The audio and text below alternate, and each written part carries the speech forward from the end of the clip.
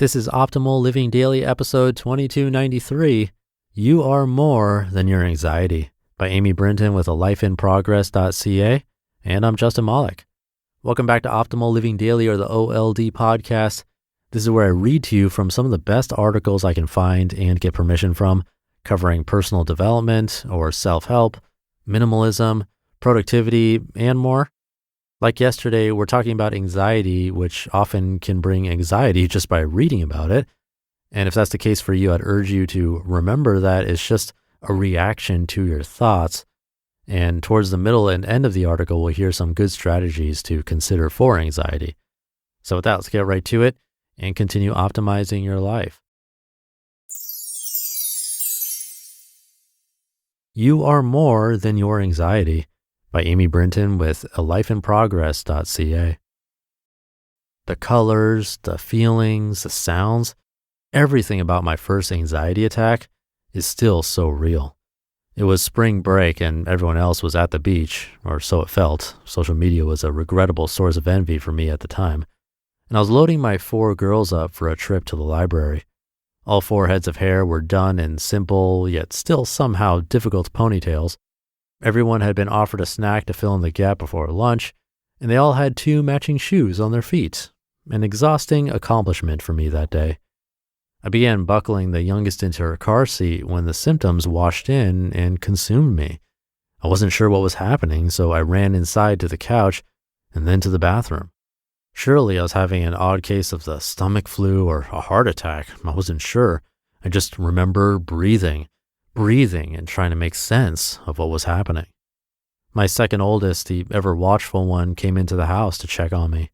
I handed her the phone and asked her to stay close in case she needed to make a call. Luckily, the symptoms came and went, and I bravely got in the car, and we made the trip. That was one instance that had been built on several years of shoving the anxiety down, pretending it wasn't there, trying to stuff it into the corners of my soul because I didn't know what else to do with it. I felt defective and shameful for having so many children, for following my heart when my head said I couldn't handle this. What was I doing? What was wrong with me? Perhaps I wasn't cut out for motherhood like other women were. It was self-doubt and insecurity at its finest, but thankfully, slowly and surely, a positive shift began to change the way anxiety controlled and defined me. It no longer did. Now, I know my situation is not unique. Maybe you're over there having the same difficulties as me. You may have anxiety, but it isn't who you are. You know what it feels like to be overwhelmed, stretched thin, and helpless in everyday situations.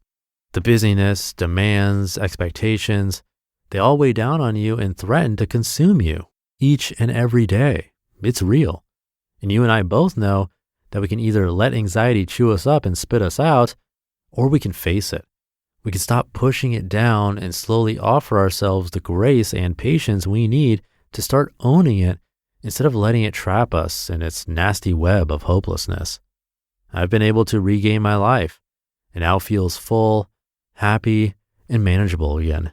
Not to say that anxiety doesn't show up anymore, but now I'm a little wiser, more prepared, because I am not my anxiety, and you aren't either. Take hold of your anxiety before it takes hold of you. Here are 4 suggestions to get your head above the water. This is no substitute for professional help, just a few suggestions from one friend to another. Number 1, openly acknowledge your anxiety.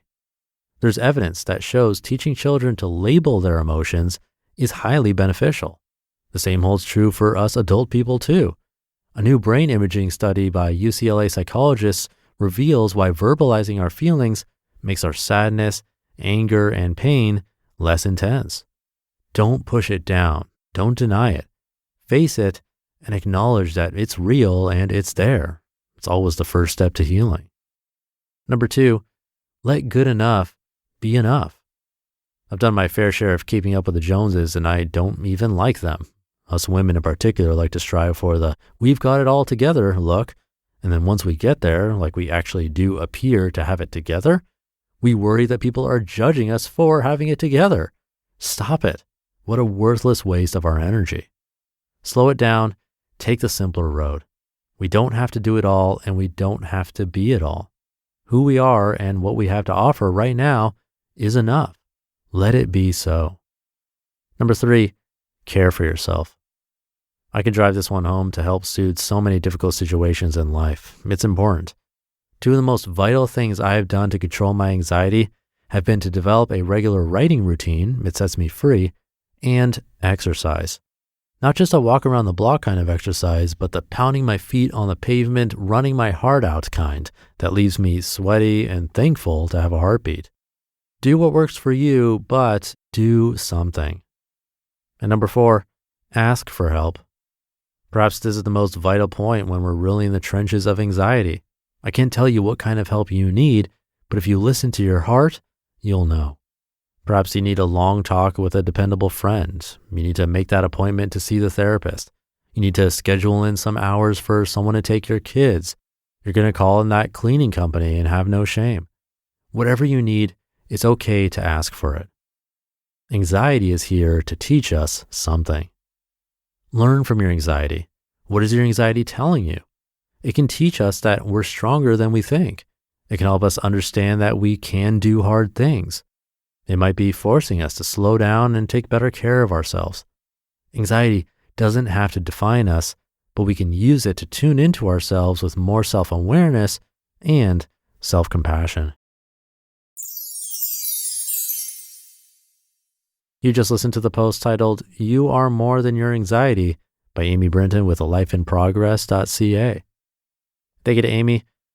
As I was sort of alluding to earlier, thinking about anxiety can definitely cause more anxiety.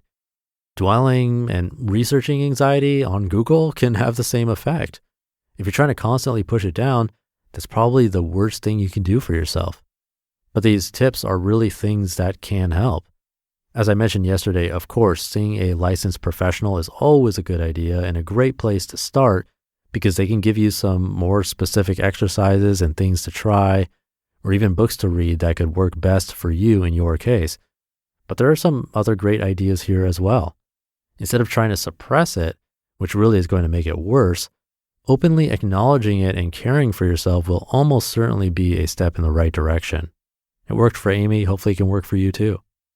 And with that, have a great rest of your day. We talked about both minimalism and anxiety and how they're linked together on Monday. Then we talked about anxiety specifically today for Tuesday, so why not talk about minimalism specifically tomorrow on Wednesday? So stay tuned for that, where your optimal life awaits.